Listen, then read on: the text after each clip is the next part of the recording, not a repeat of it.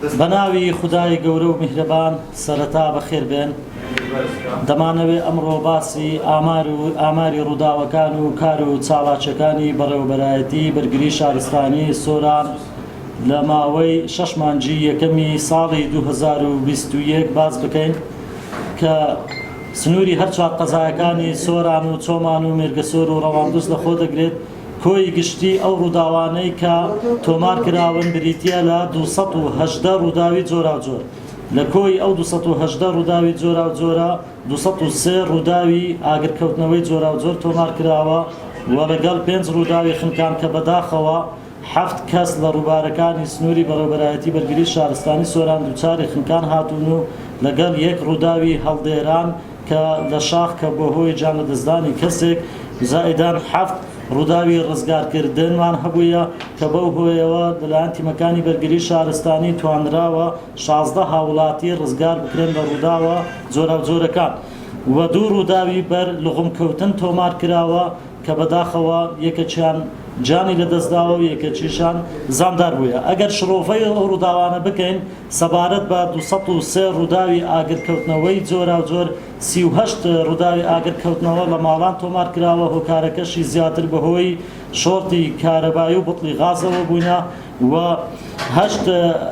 ڕووداوی ئاگرکەوتنەوە لە دوکانەکان بابڵێن 8 دوکان سوتاون و لەگەڵ 10 ئۆتۆمبیل هۆکارەکەشی زیاتر بەهۆی شۆرتی کارەبایی بزوێنەری ئۆتۆمبیل و فیول پەمپ بووە و 93 ڕووداوی ئاگرکەوتنەوە لە پوش و پاوان و دارستانی ناوچەکە تۆمار کراوە کە بە نزیکراوەیی 1382 دۆنم لە پوش و پاوان و دارستانی ناوچەکە دووچاری سووتان هاتووە و 12 ڕووداوی ئاگرکەوتنەوەمان هەبووە لە ڕەز و باخی هاوڵاتیان. زائیدەن 42 ڕووداوی ئاگرکەوتنەوەمان هەبووە لە مەحاولەی کارەبا و کۆگا و مۆلیدە و پاشماوەی زبل و خاشاک و ئەوانە.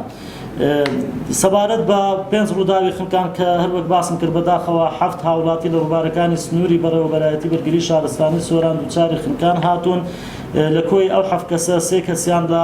ڕووباری گەلی عەلیبەک کە یەک خێزان بوون دووچاری خنکان هاتن و یەک هاوڵاتی لە ڕووباری چۆمان و یەک هاوڵاتی لە ڕووباری خەلان لە سنووری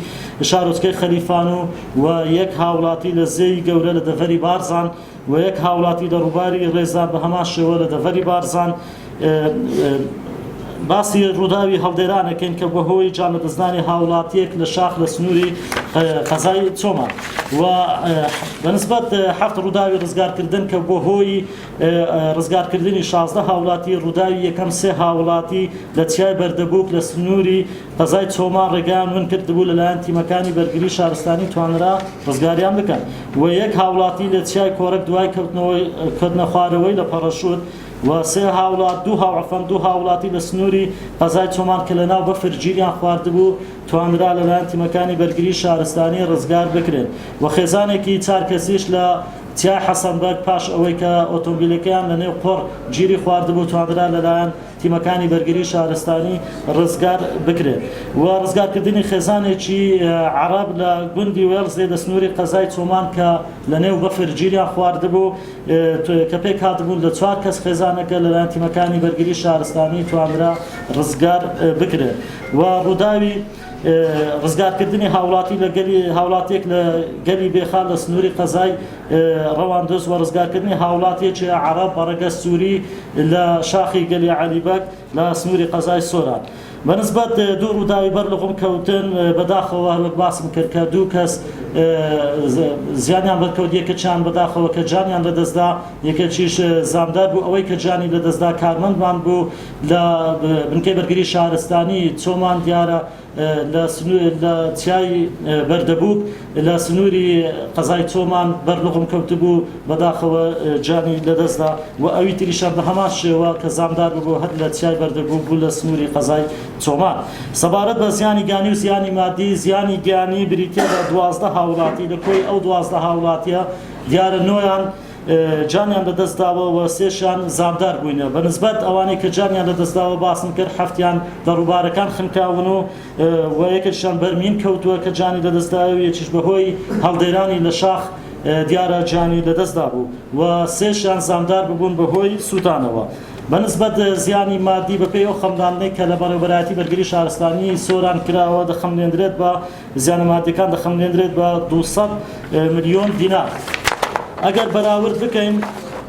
بە 6 مانگی یەکەمی ساڵی 2021 تقریبان ڕووداوەکان وەکو یەکن بە جۆرێک لە 6 مانگی یەکەمی ساڵی 2020 207 ڕووداومان هەبووە، بەڵام لە 6 مانگی یەکەمی ساڵی 2021 218 ڕووداومان هەبووە، بەڵام ڕووداوی خنکان زیادی کردووە. دەمەوێت ئاماژەی پێ بکەم کە لە با بڵێن لە ماوەی 6 مانگی یەکەمی ساڵی 2021 هەفت کەس خنکاون، بە درێژایی ساڵی 2020 تەنها 5 کەس لە ڕووبارەکان خنکاون کە دووچاری خنکان هاتبوون. سەبارەت بە کار و چالاکی بەڕێوەبەرایەتی بەرگری شارستانی سۆران، ئێمە لە بەڕێوەبەرایەتی بەرگری شارستانی سۆران چەند چالاکیێکمان ئەنجام داوە بڵاوکردنەوەی ڕێنمایی تایبەت لە سنووری بەڕێوەبەرایەتیمان بە پێی وەرزەکانی ساڵ و ئەنجامدانی پشکنین بۆ 1020 شوێنی بازرگانی لە سنووری هەر چوار قەزاب بۆ دنیابوون لە هەبوون و ئامێرەکانی ئاگرکوژێنەوە پێداویستەکانی فریاکەوتنی سەرەتایی و پێدانی مۆڵەتی کارکردن بە زیاتر لە 132 شوێنی بازرگانی پاش دڵنیابوون لە هەبوون و پێداویستەکانی و مەرجەکانی بەرگری شارستانی و پێدانی مۆڵەت بە 14 باڵەخانەی بازرگانی لەلایەن دیژنەی داوەکەی قەزای سۆران کە پێک هاتووە لە 4 ئەندازیار و 2 ئەفسەری بەرگری شارستانی کە سەر بە بەڕێوەبەرایەتیمان و کە بە فەرمانی وەزارەتی ناوەخۆ بوو. پشکنینی 171 فەرمانگەی میری بە مەبەستی دڵنیابوون لە هەبوون و پێداویستەکانی مەرجەکانی بەرگری شارستانی. تیمەکانمان توانیویانە بە هەزاران دۆنم و بە سەدان ڕز و باخی هاوڵاتیان بە هاوکاری لەگەڵ برایانمان لە پۆلیسی دارستان و پێشمەرگەی ژینگە پارێز و هاوڵاتیان لە مەترسی سووتان ڕزگار بکەن. تیمەکانمان توانیویانە چەندین ماڵ و دکان و کۆگا و مۆلیدەی گەڕەکەکان لە مەترسی سووتان ڕزگار بکەن و ڕزگارکردنی ئاژەڵێکی کێویش لە سنووری قەزای سۆران دیارە لەلایەن تیمەکانمانەوە پاش ئەوەی کە بە گولدە زاندار دەکرێت و توانرا ڕزگار بکرێت و ڕزگارکردنی زیاتر لە 200 سەر ئاژەڵیش لە چەند شوێن و کاتی جیاواز. ئەمانە کۆی ئاماری ڕووداوەکان و کار و چالاکی بەڕێوەبەرایەتی بەرگری شارستانی سۆران بوون لە ماوەی 6 مانگی یەکەمی ساڵی 2021. ئێمە لە بەڕێوەبەرایەتی بەرگری شارستانی سۆران کە ئێستا دەبینین وەرزی گەرمایە داواکارین لە هاوڵاتیان پابەندی ڕێنمایەکانی بەرگری شارستانی بن و بەتایبەت کە ئێستا دەبینین وەرزی گەرمایە هاوڵاتیەکی زۆر وە گەشتیارێکی زۆر هەم لە ناو کوردستان و هەم لە ناوەڕاست و خوار و عێراقیش بە حکمی ئەوەی کە ناوچەکە ناوچەیەکی گەشتیاریە سەردانی ڕووبارەکان و سەرچاوە ئاویەکانەکەن بۆی ئەمە داواکارین لە ئەو بەڕێزانێکەوە پابەندی ڕێنمایەکان پابەندی ئەو ڕێنمایانە بن کە بە شێوەی تابلۆ ئێمە دامان ناون لە نزیک ئەو ڕووبار و سەرچاوە ئاویانەی کە مەترسین لەسەر جانیان وهروەها داوا لە هاوڵاتێکن لە گەشتیارەکەین ئەگەر هاتو ئاستی مەلەوانی باش نەبوو با پەنانەبا و مەستی ئەنجامدانی مەلەوانی دەمەوێت ئاماژە بەوە بکەم کە خەڵک هەیە با بڵێن لە مەزبەحەکان فێرە مەلەوانی بۆ ئاوی مەزباح لەگەر ئاوی ڕووبارەکان جیاوازە. ئاوی ڕووبارەکانی سنووری بەڕێوەبەرایەتی بەرگری شارستانی سۆران لێژی و لێری و قوڵایی و ساردی زۆرە، بۆیە ناکرێت ئەگەر لە هەموو شوێنێک مەلەوانی بکرێت و یاخود ئەوەی کە مەلەوانی باش نەبی ناتوانێت لەو شوێنانە مەلەوانی بگات کە بەداخەوە دەبینین ساڵانە ئێمە لە بەڕێوەبەرایەتی دووچاری ئەو جۆرە ڕووداوە بین و خەڵک دەخنچێت و دەمەوێت ئاماژە بۆ بکەم بەشێک لە ڕووبارەکان پاشماوەی تێدایە، هەم پاشماوەی کەلوپەل و پاشماوەی تۆڕی ڕاوچیەکانی تێدایە. ئەگەر هاتو هاوڵاتی ئاستی مەلەوانیشی باش بوو کە کەوتە ژێر ئاوەوە گیری خواردنێ ئەو بێگومان ئەوە دووچاری خنکان دەبێت. بۆیە پێویستە ئەوەی کە مەلەوانیشە جلوبەرجی تایبەت بە مەلەوانی پێیبی کە کاتێک کە مەلەوانی ئەنجامەدا. هەر دەمەوێت ئاماژە بەوە بکەم لە ماوەی ئەگەر ئامارێکم دەکەنە کە بەداخەوە لە ساڵی 2015 تاوەکو ئێستا 6 مانگی یەکەمی ئەمساڵ بەداخەوە 6 هاوڵاتی لە ڕووبارەکان و سەرچاوە ئاویەکانی سنووری بەڕێوەبەرایەتی بەرگری شارستانی سۆران دووچاری خنکان بوون و توانراشە 32 هاوڵاتی